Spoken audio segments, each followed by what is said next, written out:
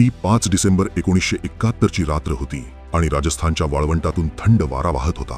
सीमेपलीकडे पाकिस्तानी भूभाग होता आणि अंधारात शांतपणे भारतीय कमांडोंची एक छोटी तुकडी पुढे सरकत होती. त्यांचे उद्दिष्ट स्पष्ट होते: शत्रूच्या भूभागात घुसखोरी करून त्यांची संपूर्ण लष्करी योजना उधळून टाकणे. या मोहिमेचे नेतृत्व भवानी सिंग करत होते, जे केवळ एक सेनापतीच नव्हते तर जयपूर संस्थानाचे शेवटचे मान्यताप्राप्त महाराजाही होते. पण त्या रात्री त्यांचा कोणताही राजेशाही बडेजाव नव्हता. तिथे केवळ युद्ध होते आणि शत्रू होते पाकिस्तानी सैन्य.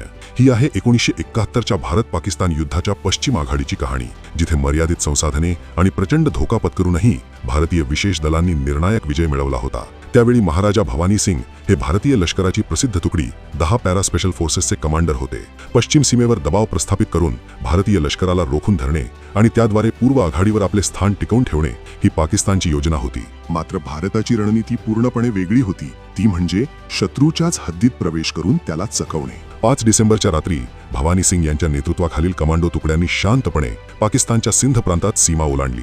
हे काही पारंपरिक युद्ध नव्हते, तर ही विशेष दलांची घुसखोरी होती, जिथे वेग, गुप्तता आणि अनपेक्षित हल्ला ही सर्वात महत्त्वाची शस्त्रे होती. वाळवंटातील पाण्याची कमतरता, मोकळा प्रदेश आणि पकडले जाण्याचा सततचा धोका असूनही कमांडो पुढे सरकत राहिले.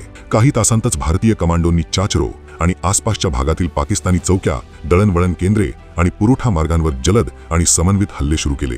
या हल्ल्यांचा वेग इतका प्रचंड होता की पाकिस्तानी कमांडला वाटले की ते एका मोठ्या भारतीय सैन्याचा सामना करत आहेत. वास्तविक पाहता संख्येने कमी राहूनही मोठा प्रभाव पाडण्याची ही विशेष दलांची रणनीती होती. पुढील 4 दिवस ही मोहीम अविरतपणे सुरू राहिली.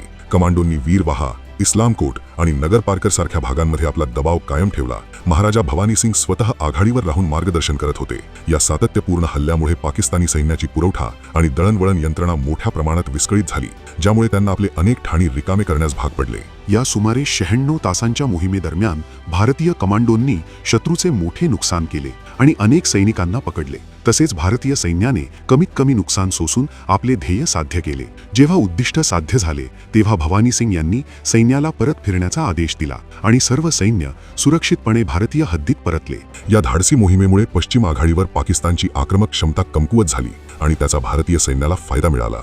या असाधारण नेतृत्व आणि शौर्याबद्दल जयपूरचे महाराज ब्रिगेडियर सवाई भवानी सिंग यांना 26 जानेवारी 1972ला महावीर चक्र प्रदान करण्यात आले. हा केवळ एक पुरस्कार नव्हता, तर एका अशा कमांडो मोहिमेचं कौतुक होते जिने ही सिद्ध केले होते की योग्य नेतृत्वाखाली एक छोटी तुकडी सुद्धा युद्धाची दिशा बदलू शकते.